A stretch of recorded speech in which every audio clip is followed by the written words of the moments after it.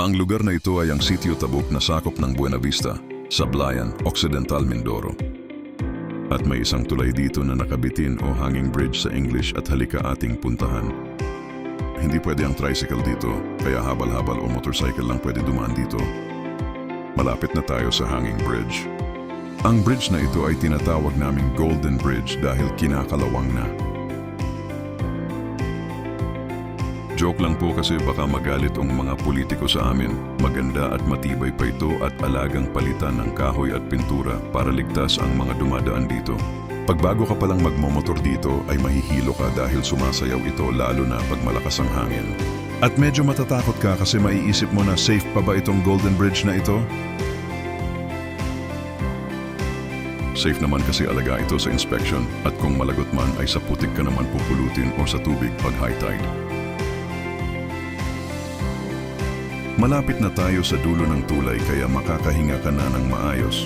Ang dulo nito ay ang mismong public market ng Sablayan, Occidental Mindoro at sagana dito sa sariwang isda, gaya ng tuna, tulingan at lahat ng klase ng isdang dagat. Ang kipot lang talaga ng entrada MV tulay kaya dito uso ang bigayan ng daan sa mga naghahabal-habal. Palampas na tayo sa tulay at pababa naman palapit sa wet market ng Sablayan. Ayan ang wet market ng Sablayan at ang tawag namin dyan ay SM o Sablayan Market. Kakaunti ang tao ngayon dito dahil panahon ng Holy Week o pag-alala sa kamatayan ng Panginoong Hesus bilang handog sa ating mga kasalanan.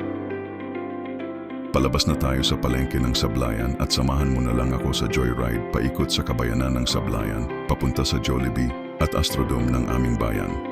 Alam mo ba na ang aming bayan ang isa sa pinakamabilis umasenso dahil sa mahuhusay ang mga politiko sa amin, kahit sino ang manalo, dahil iisa ang vision nila sa aming lugar at nasa pinakagitna ng Occidental Mindoro ang aming bayan.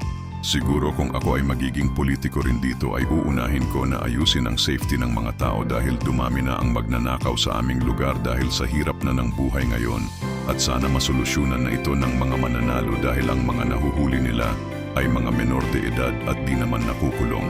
At sana mag-create sila ng mga trabaho at wag paasahin sa ayuda ang mga tao dahil magiging kawawa ang magiging next generation nila dahil aasa na rin sa suporta ng gobyerno at iyon ang magiging mindset nila. Karamihan ngayon sa nagnenegosyo ay hirap na rin at malamang marami na ang magsasara dahil sa hirap ng buhay. Sana may makuha pa tayong pag-asa sa gobyerno natin na parang wala na silang vision na maganda.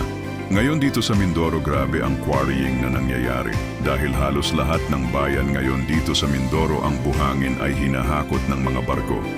At di lang natin alam kung sa Manila ba o sa expansion area ng Chinese sa Philippine Sea, dinadala at darating ang pahanon mahahati ang Mindoro dahil sa dami ng quarrying. Tahimik lang ang mga politiko ngayon at nagpapakiramdaman dahil alam mo na, malapit na tayo sa Jollibee at nag-iisa lang yan dito sa aming lugar katapat niya ng Astrodome na minsan ay palaruan at minsan ay sabungan. Kaya pag may okasyon diyan ay abot sa aming bahay ang hiyawan ng mga tao.